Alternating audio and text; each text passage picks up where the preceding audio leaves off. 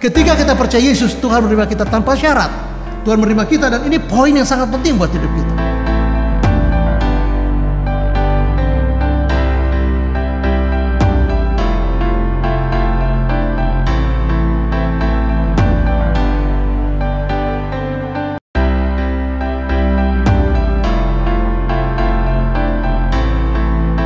Tema saya hari ini adalah ditolak tetapi tidak tertolak.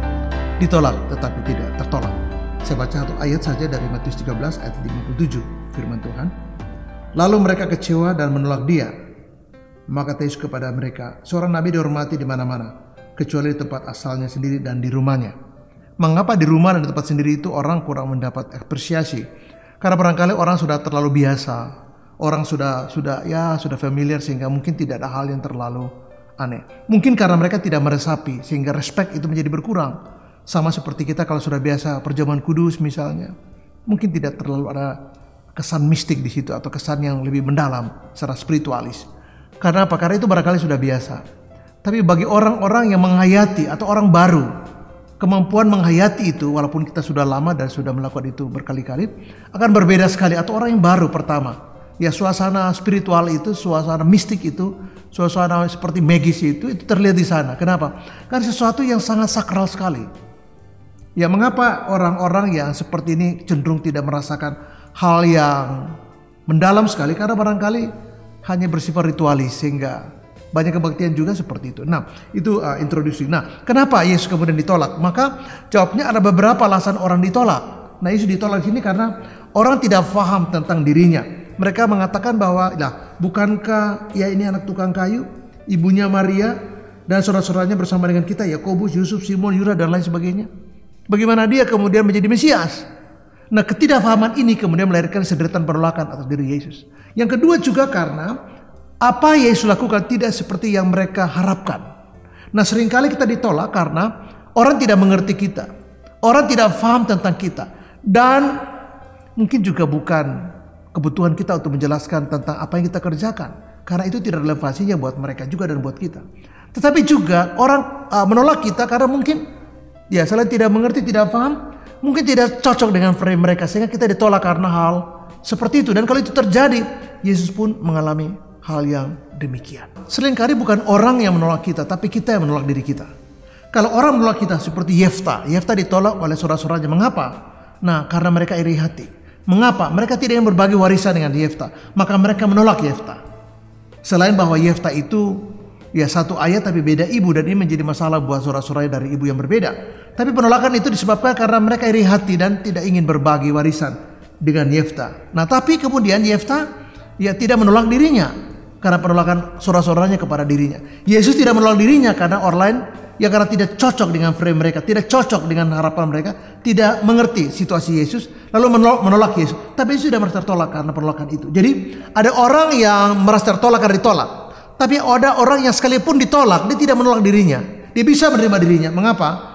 Karena dia mengerti bahwa penolakan itu seringkali terjadi karena seperti saya katakan tadi, orang tidak senang dengan kita, atau tidak cocok dengan harapan mereka, atau tidak paham tentang kita.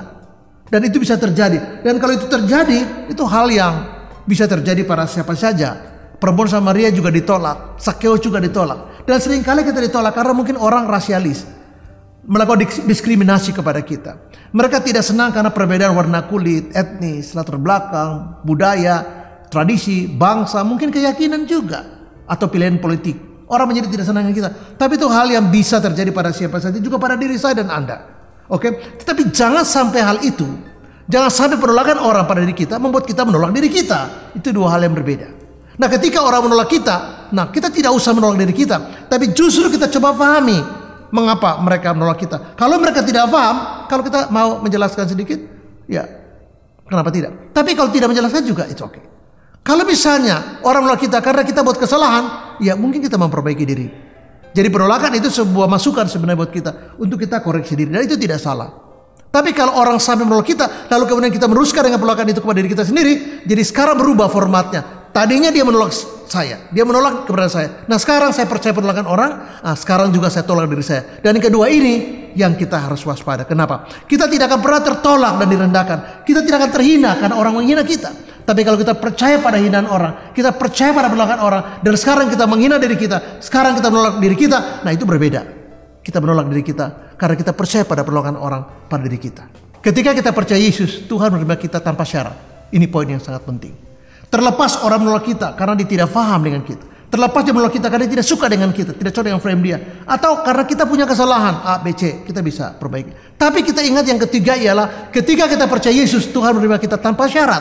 Tuhan menerima kita, dan ini poin yang sangat penting buat hidup kita. Ingat bahwa apapun yang terjadi dalam kehidupan kita, Yesus sudah menerima kita. Ingat bahwa hidup kita berharga sekali. Ya, penolakan orang itu fakta yang lain.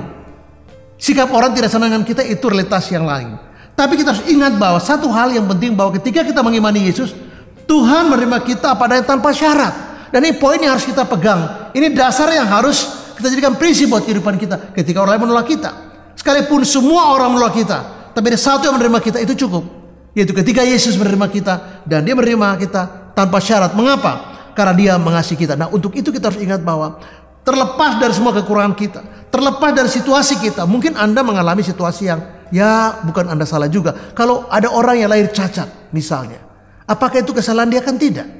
Dia tidak minta untuk dilahirkan sebagai orang yang seperti itu, yang cacat, mungkin secara fisik.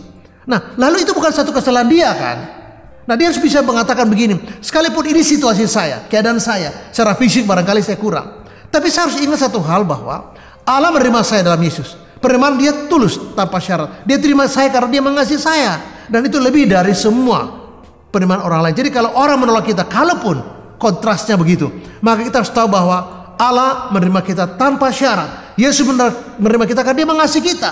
Dan ketika dia menerima kita sebagai anak-anak Allah, kita mendapat predikat sebagai anak-anak Allah, status sebagai orang-orang yang beriman kepada Yesus. Maka apapun penolakan orang, apapun sikap orang pada kita, apapun respon orang pada diri karena keberadaan kita atau karena mereka yang salah tentang kita, itu tidak menjadi soal. Mengapa? Karena kita tahu bahwa kita diterima Allah, kita dikasih Allah, dan kasih Allah buat kita sempurna, kasih Allah buat kita kekal, kasih Allah buat kita di atas segala bentuk penerimaan orang atau penolakan orang pada diri kita. Dan ini saya harus ingat bahwa kita harus ingat bahwa Tuhan menerima kita, Yesus menerima kita tanpa syarat karena dia mengasihi kita dan dia care dengan diri dan hidup kita. Hal yang terakhir saya menutup renungan saya dengan mengatakan begini. Ya, karena kita sudah diterima Allah tanpa syarat, Yesus menerima kita tanpa syarat. Ya, berjuanglah untuk hal-hal yang baik dalam kehidupan kita. Fokus saja pada hal-hal yang baik yang bisa kita lakukan dalam kehidupan kita. Jangan sampai waktu kita habis. Jangan sampai kesempatan yang mahal ini berlalu begitu saja. Tidak terjadi apa-apa. Ya, terbuang begitu saja. Jangan. Kesempatan kita, waktu yang Tuhan kasih kepada kita, mari kita pakai untuk kita fokus prioritas kepada hal-hal yang bisa kita kerjakan dengan baik. Dan abaikan saja apa yang orang lain lakukan kepada diri kita. Mengapa? Sebab itu tidak akan mempengaruhi kita. Seberapa berat pun mereka menolak kita, seberapa jauh pun, seberapa dalam pun mereka menolak kita, ingat bahwa Yesus sudah menerima kita tanpa syarat. Karena itu, mari kita berjuang, mari kita bekerja keras, kita putar otak kita, kita berdoa. Supaya apa? Ini perlu proses supaya kita bisa melakukan hal-hal yang baik buat hidup kita dan orang-orang di sekitar kita. Kalau kita sebagai kepala keluarga, kita bisa melakukan yang baik buat istri anak-anak kita. Kalau kita ibu rumah tangga, kita bisa melakukan untuk suami dan anak-anak kita. Kalau kita anak-anak, kita bisa melakukan buat diri kita, tapi untuk orang tua kita juga, dan mungkin masa depan kita. Artinya, mari kita berjuang, mari kita mengisi hari-hari kita, dan jangan sampai energi, jangan sampai berkat, jangan sampai kasih karunia Tuhan, jangan sampai begitu banyak pemberian Allah menjadi percuma, menjadi tidak bermakna sama sekali, karena kita habis hanya memikirkan, memikirkan apa yang orang katakan tentang diri saya. Marilah kita lihat dan bersyukur bahwa Allah sudah menerima kita tanpa syarat dalam Yesus. Karena itu marilah kita belajar menerima diri kita juga sebagaimana Allah menerima kita. Karena dia menerima kita tanpa syarat, belajarlah untuk berbesar hati, terima diri kita tanpa syarat, dan berjuanglah. Fokus saja pada apa yang baik yang bisa kita kerjakan, supaya waktu kita, kesempatan kita, energi kita, berkat-berkat kita tidak berlalu percuma. Karena kita melakukan sesuatu yang bermakna bagi kehidupan kita. Ingat, ambillah waktu sebentar dan berdoa. Kalau Yesus pernah mengalami itu, Yefta mengalami itu, ada banyak orang yang mengalami bagaimana ditolak. Ingatlah bahwa kita sudah diterima oleh Tuhan. Fokus dan habiskan waktu kita untuk memikirkan hal yang baik, mengerjakan yang baik, dan mungkin ambil waktu untuk pergi berdoa di sana. Karena waktu ada retreat secara pribadi dengan Tuhan, percayalah, Tuhan akan kasih tahu bahwa Anda berharga, saya menerima Anda tanpa syarat, dan hidup ini bisa dijalani dengan penuh penerimaan diri. Karena kita percaya bahwa hidup kita berharga, banyak hal yang bisa kita kerjakan, dan Tuhan Yesus memberkati kita semua. Shalom. Amin.